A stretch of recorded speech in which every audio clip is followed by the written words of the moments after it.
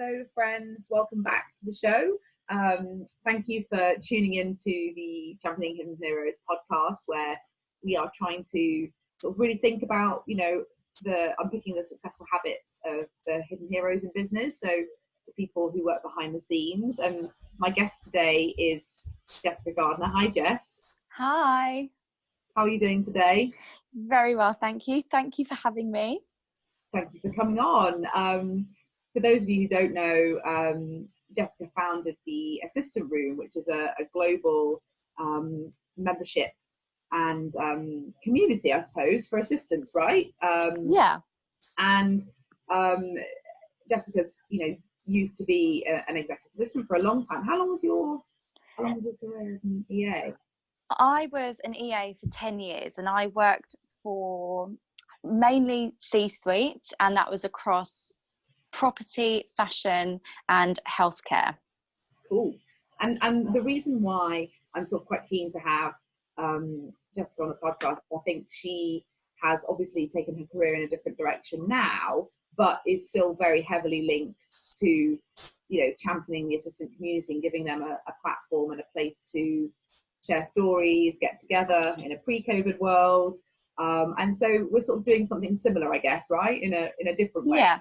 but something sort of slightly similar. And I think for me, I've always been recruiting executive assistants and personal assistants and support staff teams, and I've always just seen the amazing work that they do behind the scenes, and so I've always wanted to give them a platform, to have their voices heard, and things like podcasts and webinars, and also just giving them the opportunity to be the best they can possibly be. And I think anywhere we can work with other people that are doing the same thing, then that's great. So Jessica, why don't you just give people a quick overview as to you and who you are and what you're doing now? And I suppose before we do that, why don't you tell me where you are right now? Sure. Well, I am in sunny Southend. I'm at my mum and dad's house. I'm taking a little break from London, and just being in a very non-grey concrete looking area. And I'm currently sat about 5 minutes from the seaside, which is lovely to be able to get out and have a walk, in comparison to be stuck in the city where, right now in particular, it doesn't feel like the city. So yeah, doesn't it? It's quite. I was in central London on Wednesday, and it's just so strange. I still sort of just can't get my head around this sort of emptiness that's in city centres. But how's your world changed over the last 4 months then? Do you know what? It's been interesting. It's been a huge learning curve. I feel as though I went into COVID-19 one person, and even though we're not out of COVID fully, obviously we're starting to transition slowly out of it, and hopefully that will continue. But at this current point in time, I feel like I'm a different person completely, in comparison to who I was at the beginning of this year. In my true PA style, I plan absolutely everything really far in advance. So all of this year's schedule, including everything that was going on with our events, all of our content, everything was planned at the beginning of last year. So to have something so devastating happen, which has affected absolutely every single person on this planet, and not for just the scale of this pandemic to have hit all of us so hard, but how quickly it hit and how quickly everything changed, it has been a huge learning process. And in some ways it's driven the business forward, because I've had the opportunity to really look back at everything we've been doing over the past 3 years and think, okay, how can we start doing things differently? A lot of what we do in terms of especially our events, our social events with the Assistant Room, which apply for everyone within a support role, whether you're a team assistant or a receptionist, all the way through to a senior executive assistant or a celebrity PA. Everything that we used to do was very much just focused on the London market and the UK market. But now that COVID has hit, it's been difficult, but it's also given us the opportunity, and given me the opportunity, to really embrace our entire global network, because obviously things can't happen right now in person, so we're able to take things online.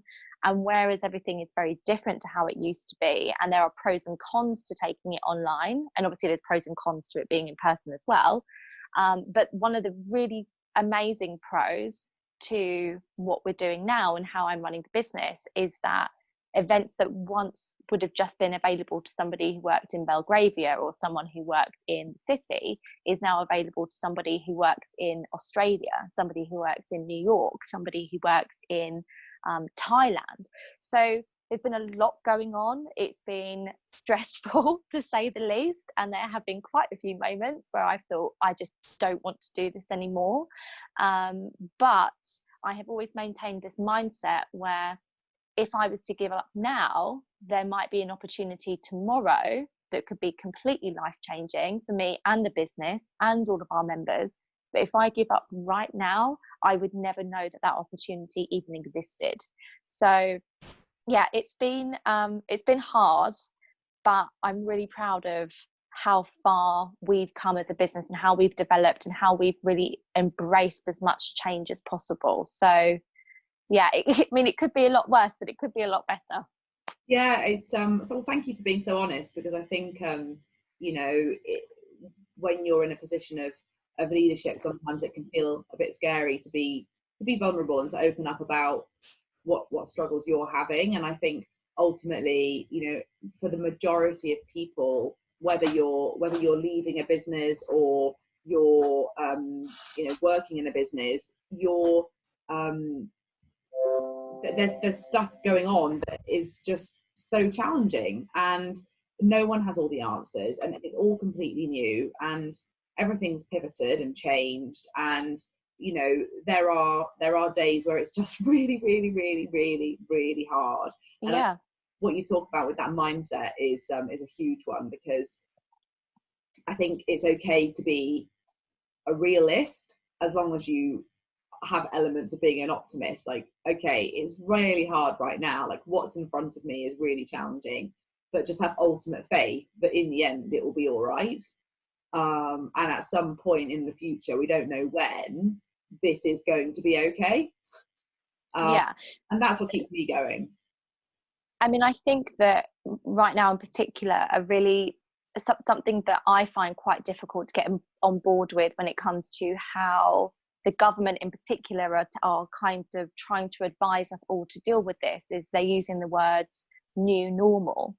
And that in itself, I think, is quite frightening. I think that that's a really difficult thing for a lot of people to get on board with, because I mean, I sent a newsletter out to our members the other day, and I said to them, you know, you've got to maintain your own mental health through this. That has to be an absolute priority for you, because the question that we've all been asking ourselves is, have we been doing okay?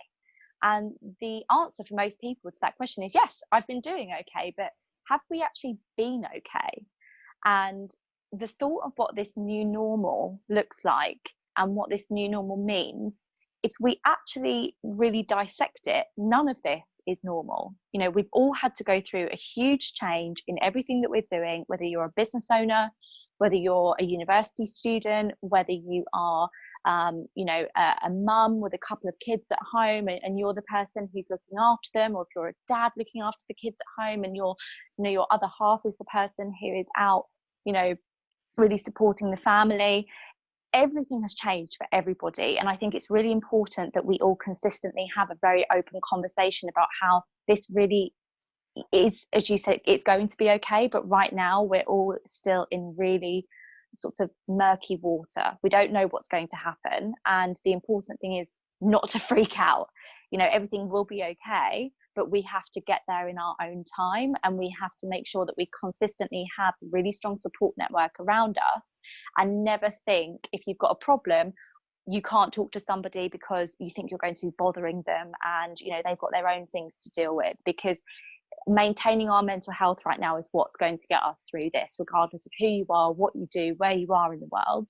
That is the important thing for us to remember. You know, I think however hard it is right now, the most important thing for us all to do is to hold on to each other, but not to lose ourselves in the process of getting through this. It's not about getting over it, it's about getting through it. And that's how I'm kind of thinking right now. Yeah, I think that's a good way of thinking. It's just got to get through it and adapt as we go along. And obviously you have your members, and how are, like, what would you say is like the general message that you're hearing from assistants that you're speaking to?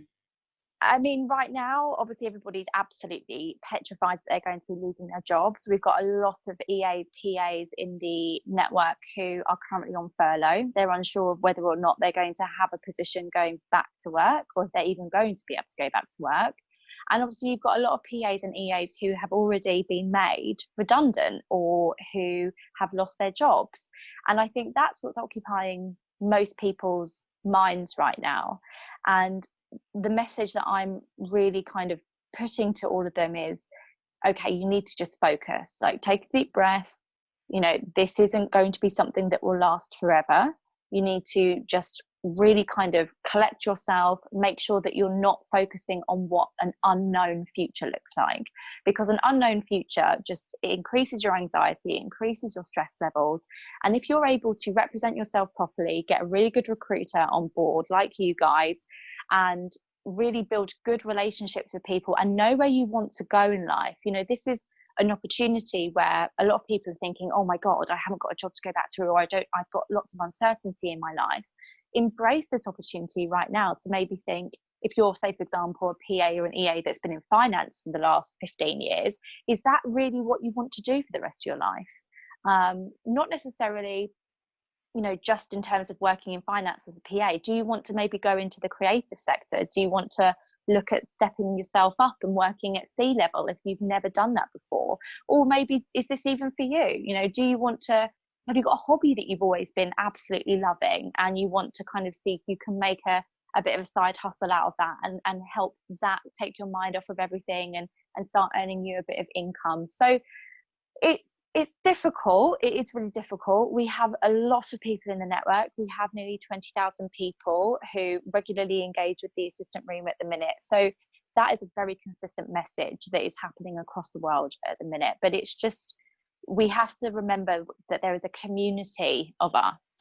There are thousands and thousands and thousands of admin professionals across the world, and we all get it. We all have the same problems on a day-to-day basis, and everybody is going through this in exactly the same time. So it's important to, really lean on that support network that you've got, even if you haven't actually got any other PA friends or EA friends, or if you're the only PA in your business that you work, the business that you work for. There are so many networks out there that can support you and give you advice and guidance, and obviously the assistant room's one of them. And we really focus a lot on the human element of what it is to be a PA, and so it's a learning process for everybody. But the important thing is not to panic, not to lose focus, and to just build a bit of a plan in your mind as to where you want to be in the next 3 months or so, and then just really dedicate yourself to it. Yeah, I think it's the perfect time to sort of reevaluate your purpose and think about what's your why. I think I talk about that a lot, and we actually ran a webinar sort of in the midst of the pandemic for people that were on furlough, specifically getting them to think about, what's my why? Am I doing something that I'm proud of? Am I working in a company, in an organization where my values align with that company? Yeah. And I think for a lot of people, they want their job to be everything. They want it to be their passion, and they also want it to be their income, and they want to have their friendships at work. And that's a trend that I've noticed happening over the last few years, when actually I think sometimes there is real value in if you have a job that you enjoy and that fulfills you and enables you to have a lifestyle that you want, and therefore, let's say your real passion is craft making, or your real passion is public speaking, or you know, music, DJing, let's say, whatever it might be that, you know, you think is your is what, like, you use as your creative outlet, let's say. I think sometimes it can be really good. There is real value in keeping those separate sometimes, and not trying to find a job that is also combining your passion. You know, there's actually real value in something, like you say, having, you know, doing that on the side and having a job that enables that. But if you're in a job that doesn't enable you to have that, or you're not, you know, you're really miserable every day, and you're also not being fulfilled creatively, and you don't have the opportunity to be fulfilled creatively, then I think absolutely, you know, reevaluating is a really important thing to do. I do sort of think, I don't know if you agree with me on this, and I'm happy, I'd love it if you, you know, I'm almost better if you don't. I do think it's quite a difficult time to be making really big life decisions, though, because because there are so many uncertain parts and unknowns, and everything moves and changes all the time. Sort of sitting there and thinking, you know, right now I'm going to, you know, I'm going to do this, I'm going to leave this, I'm going to move out of the city, I'm going to, you know, I think that's, I don't know, my personal view is that it's not necessarily the best time to make those kind of decisions. You almost want to just let the next few months ride out and see how it goes, and be thinking about what your plan is, but maybe just not like jumping 2 feet in. I don't know whether you, what you think about that. Yeah, I mean, I think it depends on who the person is. So say, for example, I mean, I've got a friend, for example, her name's Georgia. She's an executive assistant. I grew up with her when I was younger, and she has been successfully running a side hustle. She runs a business called Oros, and she's vegan. She makes vegan candles, and they are just absolutely divine. They are just absolutely wonderful. And she has created a business over the past couple of years where her company has allowed her the ability to take time out to focus on that. So if she needs, you know, she's got a great boss. If she ever needs some time off to go to a trade show, then that's absolutely fine. And she's absolutely wonderful. She's been featured with Sweaty Betty and Crosstown Donuts. She's awesome. If anybody's listening and they want to have an amazing candle, I would highly recommend her. But this has given her the opportunity, from, you know, I've been looking at her Instagram stories, and I've been keeping close tabs on her through this, because obviously as business owners you have to really look after each other when it comes to times like this. And I think this has given her the push to think, okay, well, what do I want to do going forward? Do I want to carry on being a PA, or do I want to you know, take Oros full time? And whilst I think big decisions like, for example, buying a house, I don't think you should make that kind of decision right now. You know, going to find somewhere and putting a deposit down and doing that right now, I think that is a huge life decision that in this current climate probably isn't going to be the best thing for you to do. And that doesn't mean that it's a wrong thing to do, but just in my personal opinion, I think I would definitely wait for the next 2 or 3 months to ride out. But I do think if you have been thinking for a long time pre-COVID that there was something else you wanted to do, or there was something else you wanted to explore, I don't think it's necessarily making a final decision that you've got to think about. I think it's making a decision on whether or not you want to take the opportunity whilst you can, whilst you've got flexibility, whilst you've got a bit of extra time to invest in that idea. It's taking that opportunity and using that, or using the time we've got right now to think, okay, do I want to pursue this? Do I want to focus on this? You know, I left my EA role after 10 years. Literally, I just wrote my notice out on the spot and I handed it in. So I'm quite, I mean, I had a bit of a rough day at work, but I'm quite an impulsive person. So if somebody was to come to me and say, okay, I'm not really sure what's going on with my PA role, I've been thinking about doing this for a long time, my advice would be, okay, don't make any final decisions right now, but start thinking about what that looks like. Start thinking about what you want the next 3 months, 4 months, 6 months to look like. Do you still want at the end of this year to be in your PA role, or in any role, any person that's doing anything at all? Do you still want to be doing that in the next 6 months? You know, has this time given you what you need to reflect upon how you see your life going, or how your life has been going for the past few years? And my advice always is to somebody, if you have a passion, just go for it, but do it probably with a little bit less sort of like oomph than I did, because it is difficult when you make a very, very quick decision, one, to be able to go back on it, and two, not to think, oh my God, what have I done? So you just need to be comfortable in what you're doing. You need to be certain that it is something that you want to pursue, but always just be mindful of the fact that if you do make a decision right now, it can't necessarily always be undone. So if you do decide to throw yourself into something and then it doesn't work out in 6 months, if you're a PA and you've got not even 10 years experience, if you've got 2 or 3 years of experience with a really good business and you've got some really good expertise on your CV, you can always go back and you can always start again if something does go wrong. So do you feel that is that sort of one of the things that you guys, that you sounded really passionate then about when you spoke about that, in that encouraging people to follow their passions and do what is that because you feel that is that something that you see a lot within your members, that a lot of them are PAs and perhaps want to be doing other things?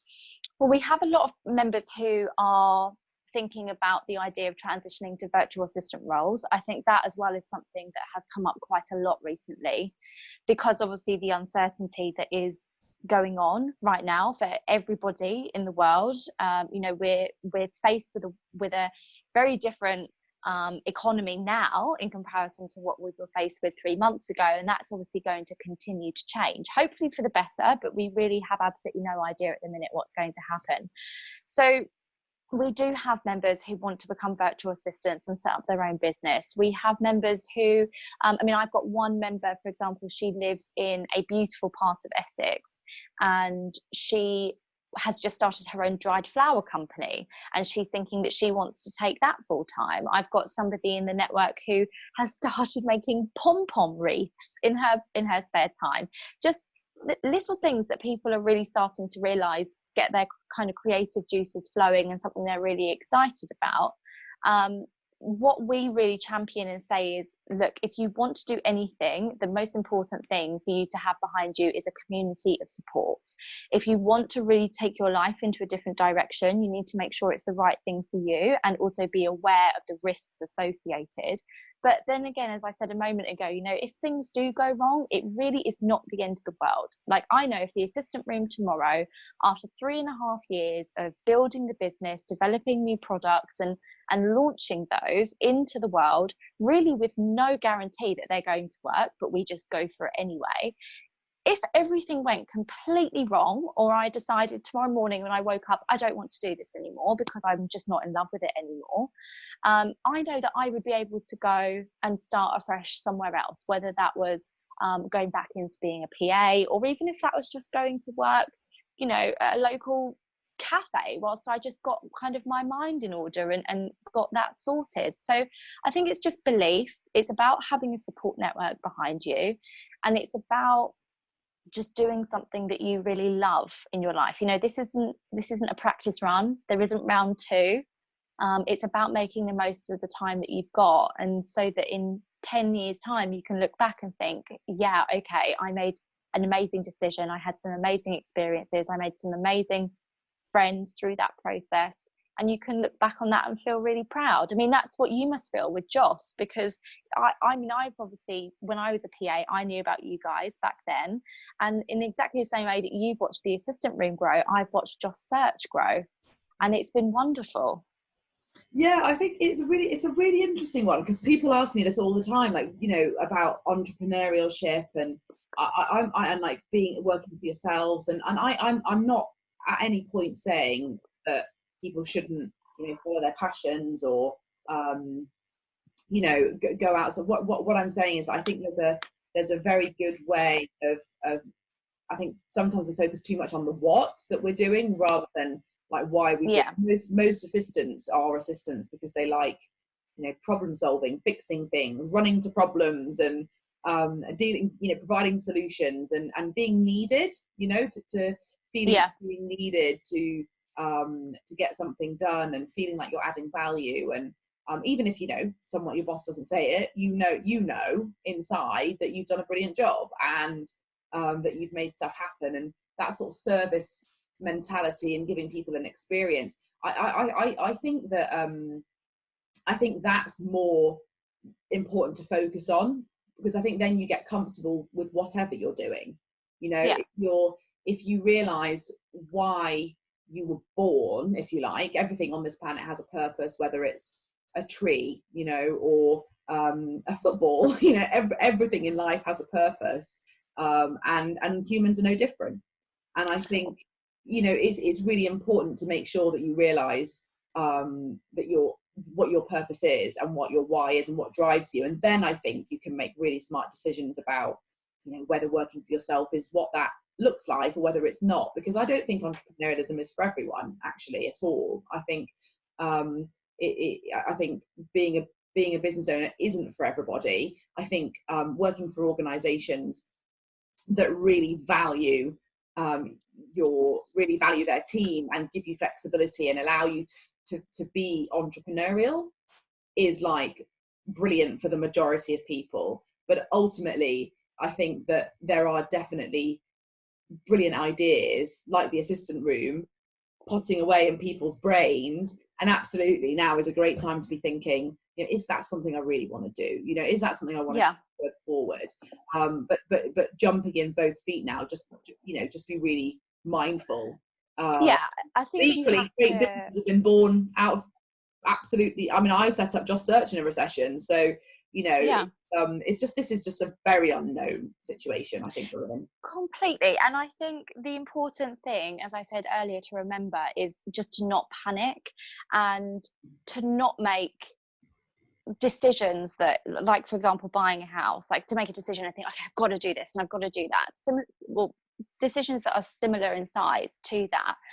But going back to the why, and finding your why is the reason why I truly believe the assistant room has really been so consistently successful over the past 3.5, nearly 4 years, because I set the business up because I didn't feel as though there was any other network that I could relate to. And it didn't mean that there was, they were doing a bad job, but my why with the assistant room is that I just felt underrepresented as a professional. And you're 100% right. If you figure that out and you're able to create something out of it, it comes very, very naturally. I mean, obviously it's not easy. It's not easy. It can be very lonely. You have to make all the decisions. The commercial side of the business is very unknown when you first start.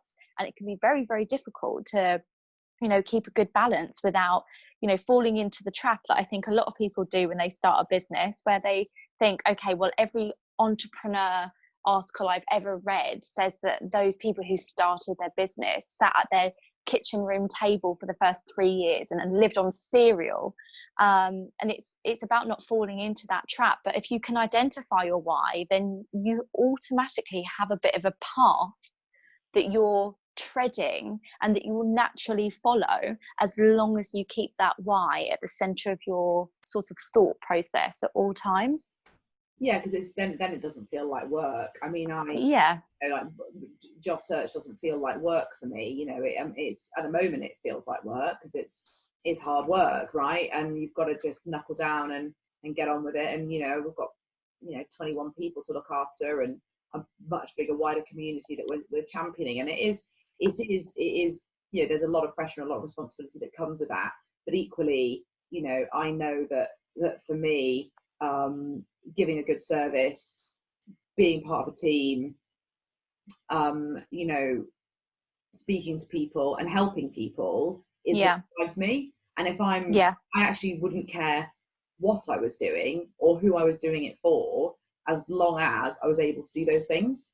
So as long as I'm able to help people, serve people, work with great people, look after people, give a good service, that's my why. That's what matters for me. And I think, it's taken a long time to be able to articulate that in a way that actually makes sense.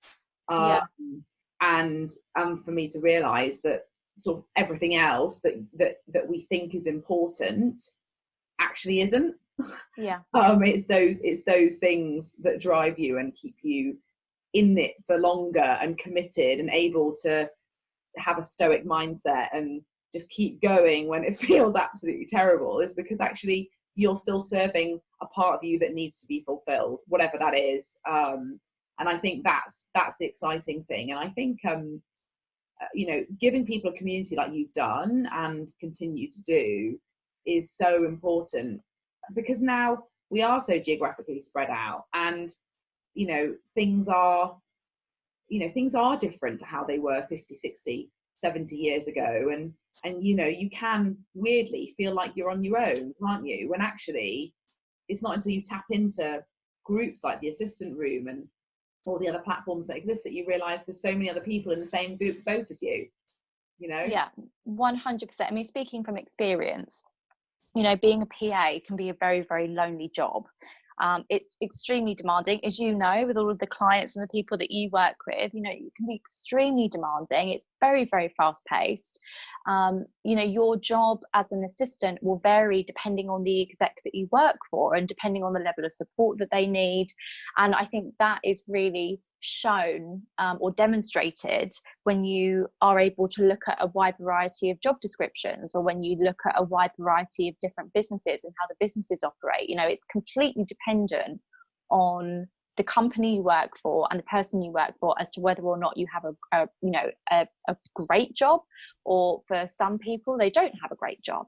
Yeah. And it can be very isolating, because in my experience of working with CEOs and entrepreneurs and founders, and now also having the experience of being a founder myself, I can understand even more so, it has to be a very confidential job. You can't go out, well, some execs in my experience, they don't like you going out and socializing with the team and getting drunk with everybody on a Friday night, just in case you spill their most hidden secrets. And it can be tough, and you need to have a group of people that really do just understand. I used to be able to, when I was a PA, walk into a dining room with 30 of my friends who were all PAs and EAs, either working for ultra high net worth individuals or investment bankers or creatives, and I could honestly just give them a look and they would just get it, and they would just know that I had a really bad day, and they would probably know what it was to do with. And it's just that's how I started to really develop the idea of the Assistant Room. I realized how important community was. I could go to 50 other places to get training on a certain Microsoft Office program, or training on how to overcome imposter syndrome. But what I felt was really lacking was the ability to connect with people in a really casual, non-corporate way that you could talk to freely and openly, and learn ultimately more from those people in half an hour over a glass of wine, just chit-chatting, talking about the issues you were facing, and them saying, okay, I've had exactly the same kind of experience, not something you can learn in the classroom.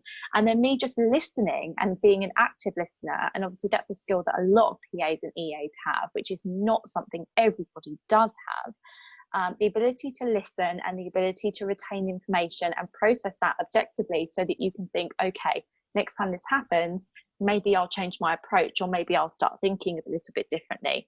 And that's what I felt was really lacking. So for me to be able to look back now, especially during COVID as well, and to think this is how the community has grown over the past 3.5 years. We now have readers in over 25 different countries. Everybody connects with each other. Everybody talks to each other, whether it's to do with HR issues, whether it's to do with how to have difficult conversations at work.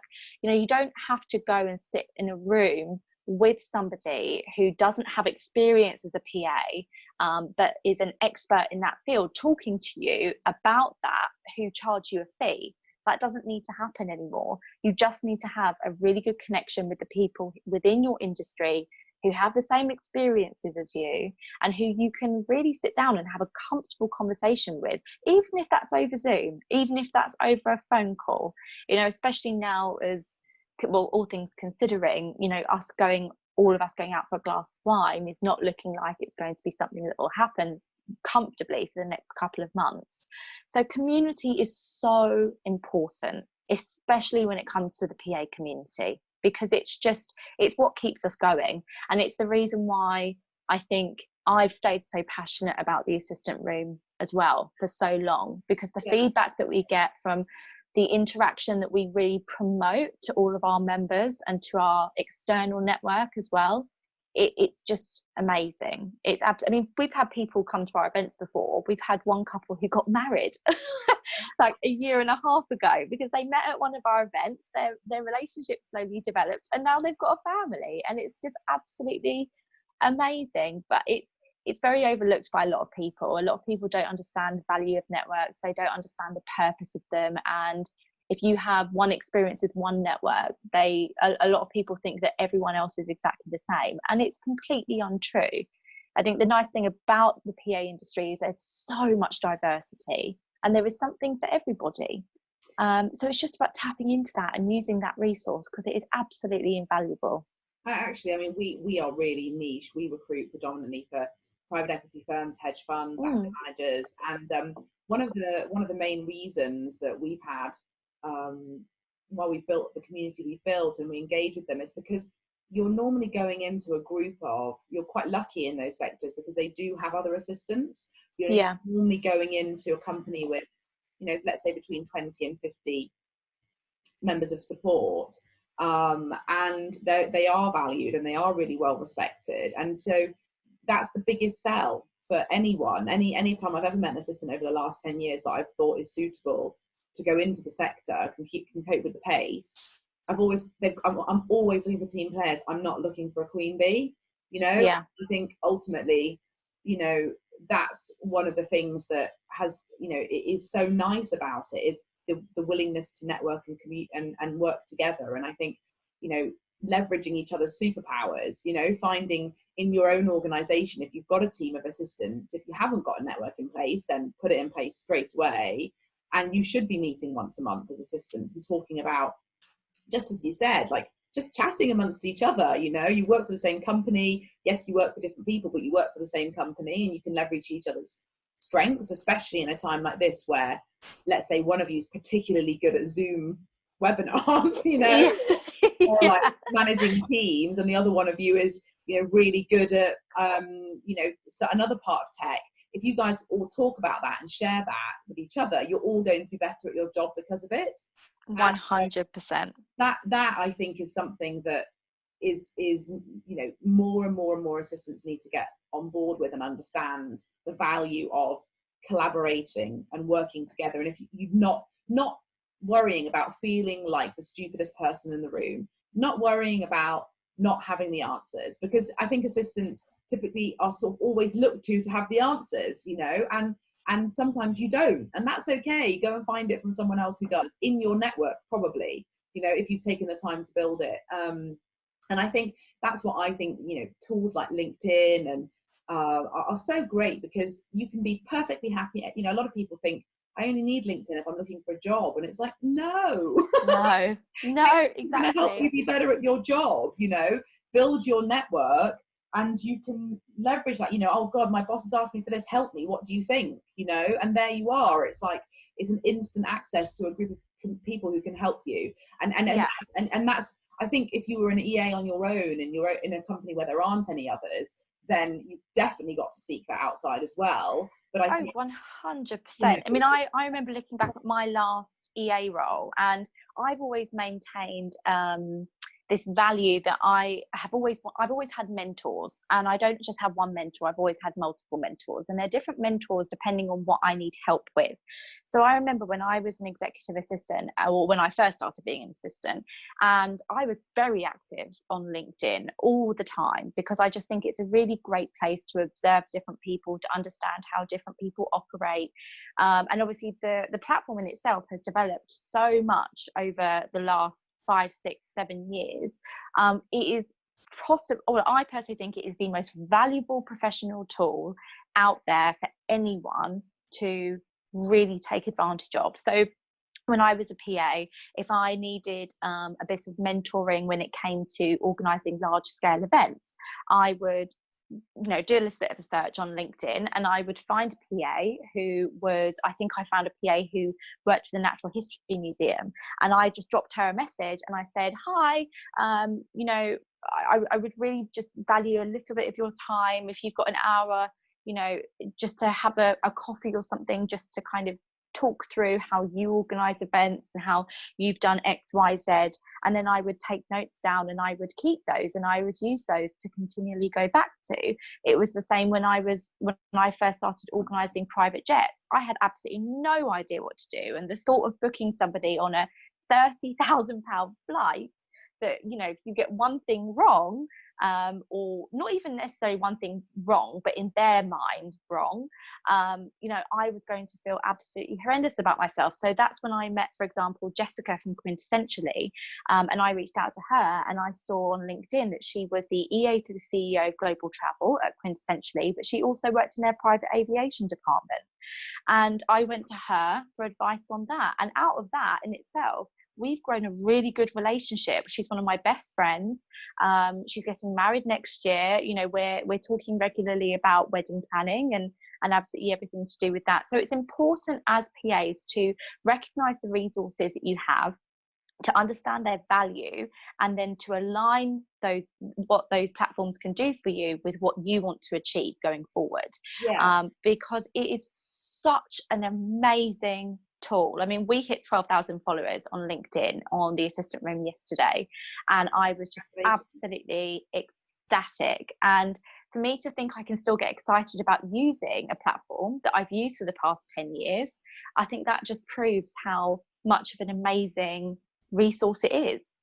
Yeah, no, I absolutely agree. I think it really, it's so helpful for seeking out further information, and especially, I can't actually think of a platform that is more valuable for assistants than LinkedIn, actually, because your job is to be an ambassador for your boss. It is to network, you know, it is to be able to open doors and facilitate things, and, you know, being able to reach out to a PA in a different sector that in a previous world, God only knows how you'd have even found that person apart from maybe calling them and asking on reception.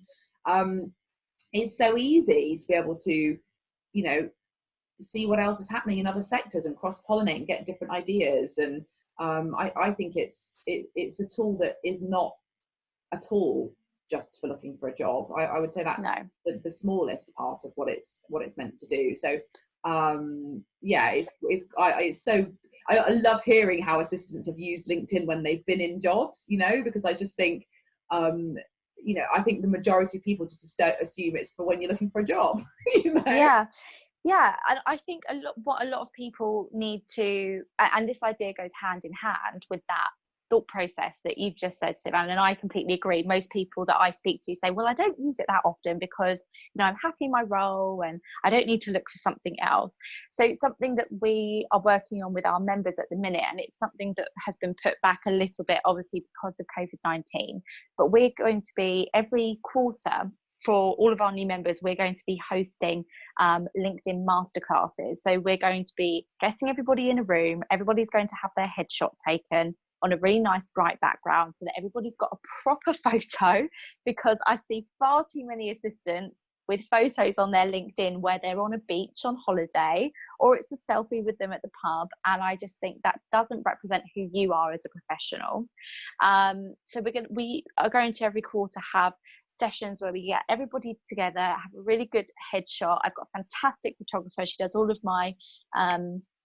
my professional photos, and she's really fun and cool, and she's not corporate at all. And then we're going to talk about how PAs and EAs can really utilize LinkedIn, not only to build an amazing profile, but also to, as I said, you know, find mentors, find new initiatives. I think a really important thing for assistants absolutely everywhere around the world right now is to really get involved in as many tech conferences, tech summits, really expand their horizons and kind of move themselves out of the box that they are currently in, where you think, okay, this is my remit, this is what I do. And in reality, the role of an assistant now is so diverse. You have a commercial opportunity to get involved and develop your skills in ways that you've never had before. So go to tech summits, go to legal summits, go to guest talks by TED talkers, and LinkedIn is where you can find all of that. Yeah, absolutely. It's so It's true, and I think I call it the commercialization of the EA. You know, they're gonna, if this is where if it's heading towards becoming a strategic business partner, then you have to understand what's happening in the business. You can't simply be depend on your boss consistently telling you what they need, your execs. You've got to be able to go to them with solutions, and they don't know what they're doing right now either. So no, exactly. say, look, I found this looks great, I've evaluated it against 5 other people, what do you think? They're probably going to be Yeah. like, thank the Lord. Do you want to go and do more of that, please? Yeah. I think the biggest bit of advice that I've been giving to EAs and PAs in terms of where to focus their skills right now, or where to focus their future development of skills going forward, is just keep an eye on the World Economic Forum. So the World Economic Forum regularly, post articles and publications and studies on what the most valuable skills are going to be in the next 2-3 years time. Obviously, emotional intelligence was at the top of one of the top points that was recently pointed out by them as being really important for the future.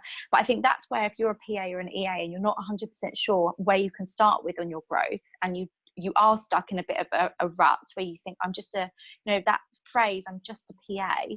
Yeah. Start looking at the World Economic Forum, look at what they're publishing and saying are going to be the most valuable 5 skills for employees in the future, and focus on that, and focus on developing your skills in those areas, because there's going to be such a massive shift in everything. There was going to be a big shift in everything before COVID hit anyway, but I think even more so now, it's going to be that those skills that employers would have wanted maybe in 5 years' time, they're going to want them in 2 years' time now, because the economy is going to need to recover quickly. And probably even less than that, Jessica. I mean, when we're speaking to companies all the time that are hiring assistants, and gone are the days of Word, Excel, and PowerPoint. Thank you very much. Like, that's a basic that we expect you to be able to do with your eyes closed. Like, you need to be able to do considerably more than that. Yeah.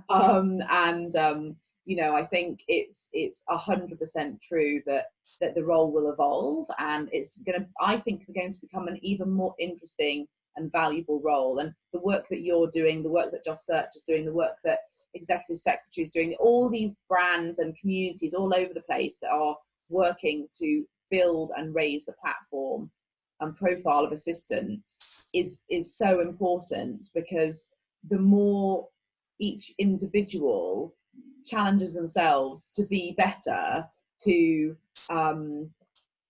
diversify their skill set, learn new skills, engage with a different community. And if they're part of your membership thing, the stuff that you guys offer on a monthly basis is amazing. If they're doing that every month, in 12 months, the amount of gain that they will have seen in themselves is unbelievable, and their employer will have also recognized that.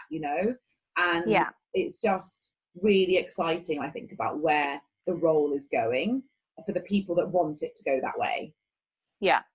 100%. And I think that's why, when I always look at what we've got coming up over the next sort of, 3-4 weeks, even through to the next 3 months, we really focus on what those skills that the World Economic Forum really focus on as the way that you can create your own building blocks to your future career.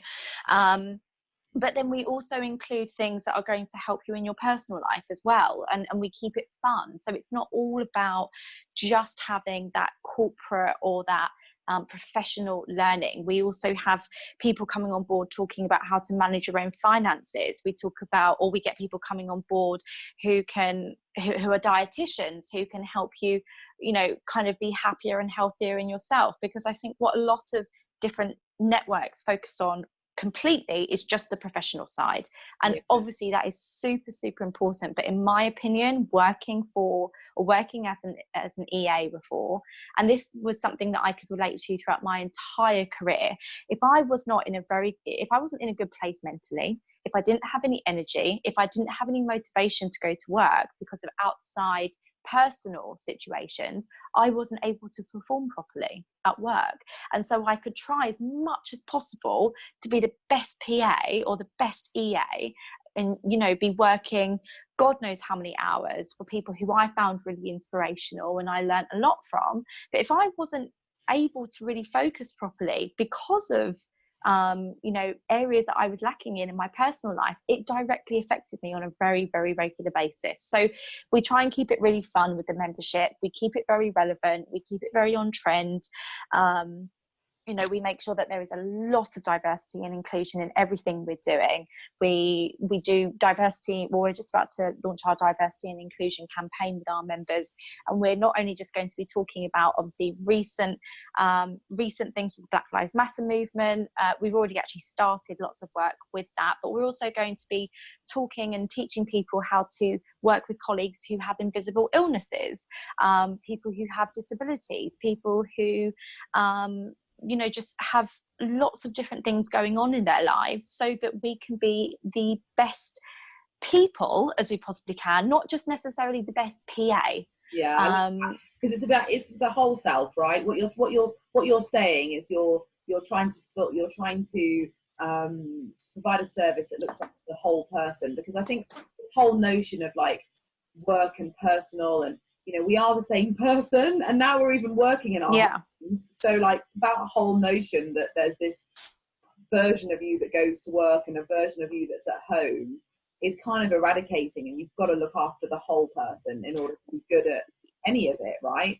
Yeah, so I suppose the easiest way for me to kind of summarize it is that we provide a sort of 360 service. So we don't just focus on one area of your life, we focus on absolutely everything. And the really nice thing about the membership as well is that we curate our future schedules with our members. So we've always got we have a really open conversation, and I always say to people, if there's something in particular that you've recently had an issue with, doesn't just have to be at work, it can be in your personal life, let me know, because you're not going to be the only person who's having that problem. And it just means that, again, it goes back to community, it creates a really strong community, and everybody is able to relate to each other, and everybody shares those similar beliefs. And if you know that you've got one person in particular struggling with something, and it's been brought to everybody's attention, and we think, okay, let's focus on that going forward. If somebody else has had a problem before, we've had situations where those two individuals have connected and they've spoken separately about what's going on, and it's just lovely. I think when you run a people-centric business, it can't be about you. So the assistant room isn't about me, it's about our admin community, and it's about making sure that everybody feels fairly represented, and they've got something extra that they feel that they can tap into that they haven't got anywhere else. And that's where the assistant room has always really benefited a lot of people around the world, which I just feel super proud about. It should do, because I think if you just help one person, that's such a big thing, because this world is made up of individuals. It's not just one big world. Yeah. It's not just one big company. It's made up of your colleagues. It's made up of change doesn't happen on its own. It's a collection of individuals that make changes. And I think providing a platform for them to do that is amazing. Jess, I've got a question for you, just because I've heard you say PAEA, PAEA, and I get asked this all the time by my clients. And what is the difference? What do you think is the difference? Tell me. Between a PA and an EA? Yeah, like what in the way that you view it and the way that you talk about it, what are the main differences? Well, I have a bit of a controversial view on this, mainly because this is the experience that I've had. So obviously there are differences in everybody's jobs. Everybody has a different experience of being a PA, EA, team assistant, whatever you do within this industry, depending on the person you work for. In my personal experience, the difference that I suppose my experience of working with different execs was that their ego determined what I was going to be referred to. So my last boss absolutely loved the idea that I was going to be her executive assistant. And in some ways I really liked that, because it showed that she was really proud to have me, and that she really kind of valued where I was coming from. And yes, there was a really big difference in terms of what I was doing in that role in comparison to my previous roles as a PA. You know, I was much more commercially minded. I became much more of a partner to her. I was getting involved in, you know, signing contracts, negotiating deals with clients, and they weren't small deals. They were big commercial property deals worth millions of pounds, and she trusted me to be able to lead projects and to deliver on them, which was wonderful, absolutely wonderful. I mean, I regularly refer to my previous bosses as mentors because I just learned so much from them. But I do think it very much depends on the industry that you work in and the person that you work for and what level that they are working at. I mean, I've got a couple of friends, for example, who, and you'll be familiar with this phrase, Sivan, a desk assistant. I've got a friend who's a desk assistant at a hedge fund. And if she's to go to, you know, an employer next, which ultimately in terms of her package and in terms of her capabilities, she could go into ultra high net worth business management next. They would look at that job description or they would look at that title and they probably would not even realize, if they just saw her job title, what she was capable of and what value that she could bring to the business. I really think, in my opinion, whatever you're called within this industry, you have to create your own path. You have to put your hand up and you have to ask for opportunities. Right. You know, I think a lot of assistants will, and this is something that I regularly hear quite a lot, and I don't necessarily get frustrated with it, but I very quickly kind of nip this in the bud. When I have assistants, PAs, EAs, team assistants say to me, oh, well, you know, my boss has given or signed off learning and development for somebody in procurement, but they haven't done it for me. The reality is that not everybody gets opportunities in businesses, and PAs and EAs are not the only people who do not get opportunities. People get opportunities because they ask for them. Yeah. And that is across the board. If you are a PA and you have a boss who is involved in lots of commercial, legal contracts and you want to get knowledge on those, ask to sit down with that person and develop that skill with them, even if you're just sat in the room when they're having conversations. I think there are far too many PAs and EAs who are still expecting things to come to them. Yeah. And it doesn't happen in the world, you know. Like, if you want to go out and, you know, if you're sitting there thinking, oh, I would really like a new pair of trousers, they don't just magically appear. You actually have to go down to H&M and buy them. Yeah. It's exactly the same with learning and development opportunities, career opportunities. You know, no one is a walking CV. No one knows what your interests are or what your strengths are. You have to talk about them. And yeah, exactly. And I think what a lot of PAs and EAs really kind of forget as well is, because I do think that your job title is relevant, but what's more relevant is the expertise that you've got and the experience that you've got and how you can demonstrate that in an interview. But I think what a lot of PAs and EAs forget is that, especially when it comes to something like learning and development training or any kind of opportunity that is new to them, you are there as an assistant and as a PA and EA, whatever you are, to maximize that person's time, to make them more efficient, to give them the opportunity to focus on the commercial side of the business and really make sure that their area of the business hits that bottom line and is profitable, and not just, you know, kind of makes it through, but the business improves. So PAs and EAs are there to take away a lot of the work that execs have, because they don't have time to do it all. If they don't have time to do the things that are, you know, important, how are they ever going to think in their mind, or how are they ever going to have time to think, okay, well, blah, blah, blah's been with me for 2 years and I think I should give her this opportunity. They don't have time. They don't necessarily know what you're interested in. And so you've got to put yourself in that position where you really champion yourself as a person. And the worst thing that they could ever say to you is no. You know, it's really, it comes down to influence, doesn't it? And that's where things can help you and your personal brand and influence. 100%. All of that makes a big difference to people's ability to progress in their jobs and in their careers and in their lives. And 100%. Jess, what's the future got in store for you and for the assistant room? What are you do? I don't know if I want to think about it, to be honest, right now. No, so our plan is we have a series of events throughout the year called the Assistant Room Live. We've got one of those in September, October and November. That's quite a tight schedule in comparison to what we would normally have, but we kind of had to shift everything around to accommodate COVID back when I thought it wasn't going to last as long and we were going to be able to go and meet up in a big room if I just sort of push it back to the rest of the year.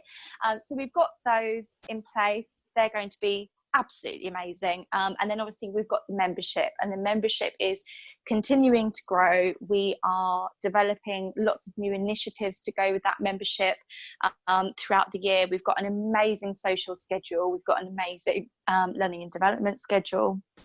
We're just about to start our book club, and it's just going to be, I think my focus is growing that and curating that depending on who our members are, what they're really asking for. And it's not going to be something that is always open. So for me to be able to realistically control what we put out there and how we make the conversations work, we're not going to be keeping the membership open all the time. Once we hit our initial member capacity, we're going to be closing the doors, and we're only going to be opening maybe 2 or 3 times a year, because it has to maintain that personal side and it has to maintain that community element. And if we get too big too quickly, it will just completely defeat the entire object. So yeah, focus is that. Personally wise, I'm just focusing on my own mental health, making sure that I'm as well as possible, and that I make sure that I stick to the boundaries that I set myself and not get too worried about, not hitting any targets or goals that I might have in the next 6 months. Because at the minute, the most important thing is that we're all healthy, we're all fit, and we're all just doing something that we love, and that we've got each other. I know that sounds very hippie.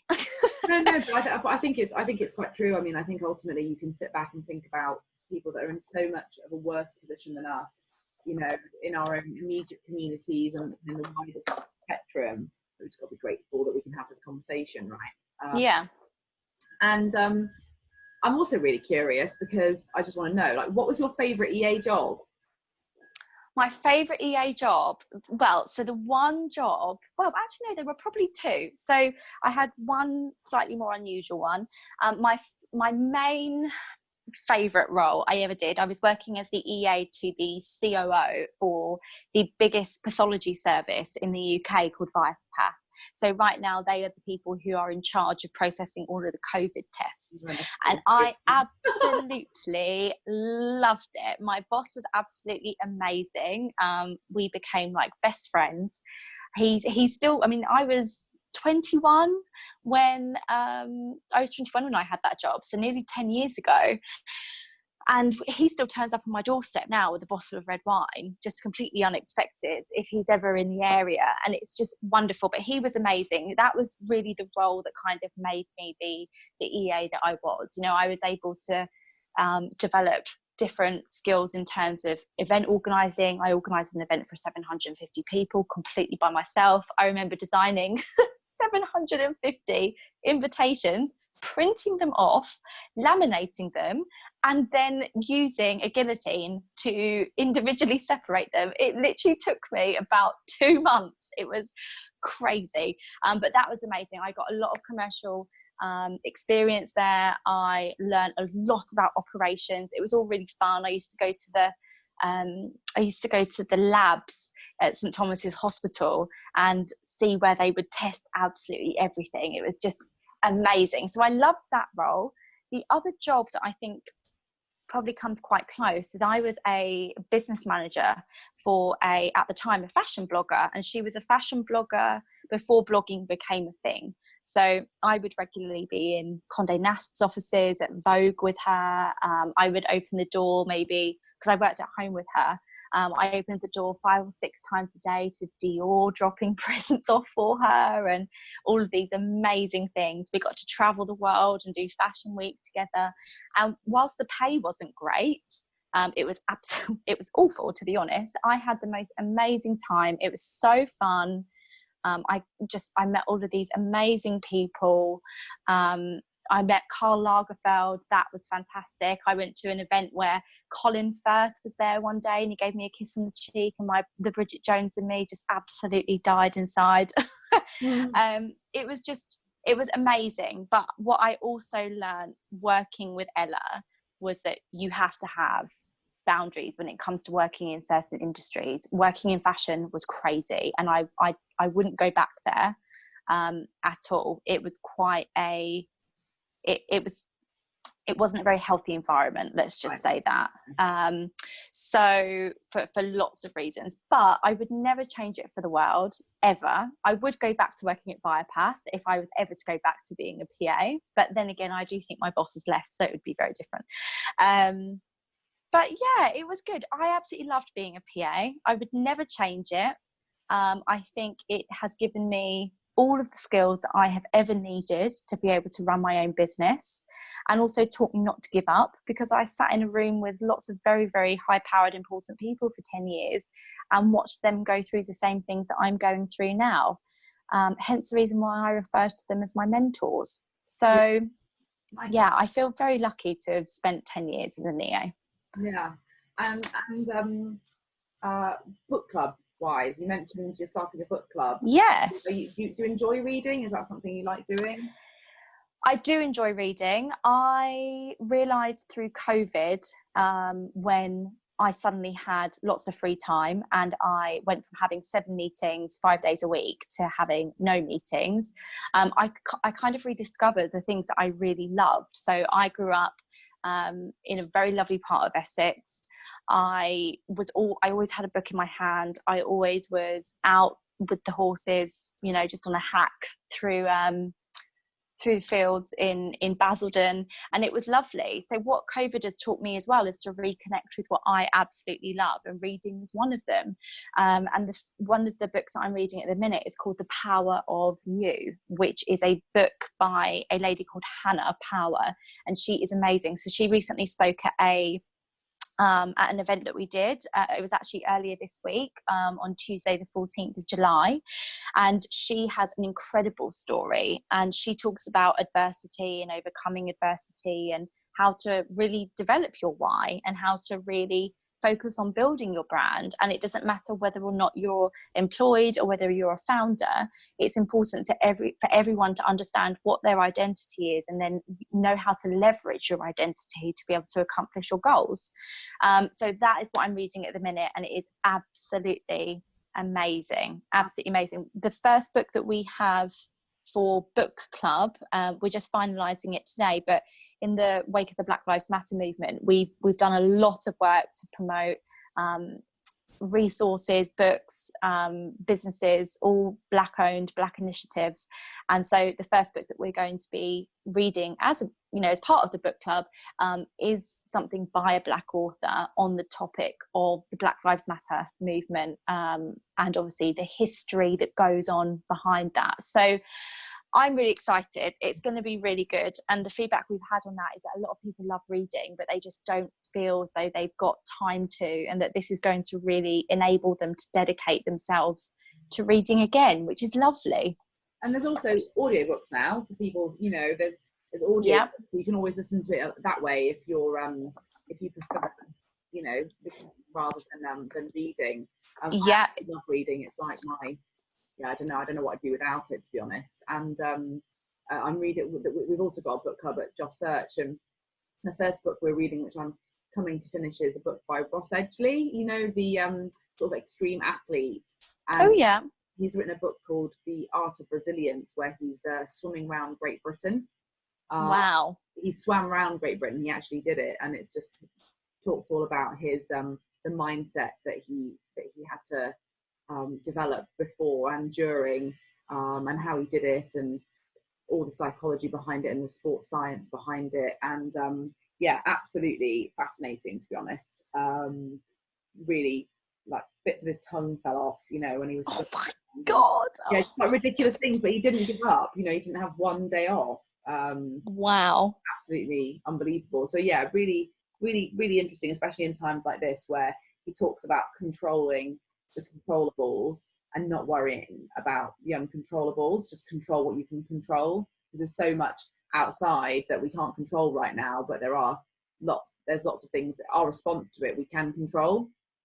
I mean, that in itself just sounds like a fantastic book, because I think a lot of people, especially when it comes to PAs and EAs, you know, we all have a bit of a control freak inside us, and we do need to learn that we can't influence everything and we can't control everything. So that just sounds like a great book in general.